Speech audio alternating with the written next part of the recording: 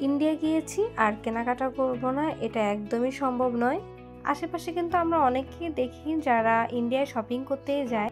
তো ছোট থেকে যখন একটা জিনিস দেখে আমরা অভ্যস্ত, আলটিমেটলি সেটার প্রতি আমাদের ফ্যাসিনেশনটা একটু বেশি কাজ করে। আর কোথাও ঘুরতে গেলে সবার জন্য একটু কেনাকাটা তো করতেই হয়। যাই হোক, শ্রীনগরে সারাদিন ঘোরাঘুরি করলাম। তারপর ঘোরাঘুরির শেষে আমাদের হোটেলেরই একদম পাশে বিশাল মেগামার্ট ছিল। ভাবলাম যেহেতু সময় পেয়েছি তো একটু সবার জন্য হালকা পাতলা কেনাকাটা শুরু করে দেই। একদম প্রথমে আমি চিনির গিফটটা কিনেছিলাম। বরাবরই আমার বাচ্চা পছন্দ, কিন্তু তার মধ্যে মেয়ে বাচ্চা সবচেয়ে বেশি পছন্দ। আর চিনি তো আমার অনেক আদরের। এছাড়া ওই দিন আমি ফারসিন, জিফান, জারিয়াত ওদের সবার জন্য সোয়েটারও কিনছিলাম। জিফান আমার কাছে বারবারই হাত মোজা, পা মোজা, কান টুপি এগুলো চেয়েছিল। ওর জন্য অনেক খোঁজাখুঁজির পরও ওগুলো আমি পাইনি। কিন্তু ইন্ডিয়া সুপার শপগুলোর সার্ভিস আমার কাছে ভালো লাগেনি। ওরা একদমই কোনো হেল্প করে না।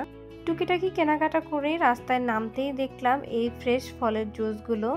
এই ফলটা একদম মালটার মতো আর এটার জুস কিন্তু অনেক বেশি মজার।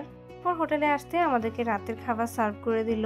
একটা টমেটো স্যুপ ছিল, সাথে ঢেঁড়সের একটা তরকারি, বাসমতি চালের ভাত, মুরগির মাংস ভুনা, ডাল ভুনা, আর ছিল তাওয়া রুটি আর একটা কাশ্মীরি ফিরনি ছিল। সারাদিনের ঘোরাঘুরি, ফ্লাইটে আসা, শ্রীনগরে সবকিছু মিলে অনেক বেশি টায়ার্ড ছিলাম। খাওয়া দাওয়া শেষ করে ঘুমিয়ে পড়লাম। আর এগুলো হচ্ছে পরদিন সকালবেলার নাস্তা।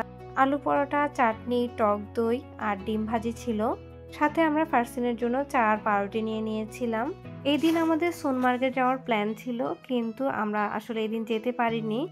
কেন সোনমার্গে যেতে পারিনি বা কোথায় গিয়েছি সবকিছু আমি পরবর্তী ভিডিওতে বলবো। কাশ্মীর ট্যুরের ভিডিওগুলো আমি ছোট ছোট করেই আপলোড দিচ্ছি, কারণ এত বেশি অ্যাক্টিভিটিস, এত বেশি সুন্দর জায়গা, সবকিছু মিলিয়ে যদি বড় ভিডিও করি সেটা অনেক বেশি একঘেয়েমির হয়ে যাবে। কাশ্মীর ট্যুরের টুকিটাকি থেকে শুরু করে সব রকম ডিটেলসে আমি ভিডিওগুলোতে দিয়ে দিব। আশা করি কাশ্মীর ট্যুরে গেলে এই ইনফরমেশনগুলো আপনাদের কাজে আসবে।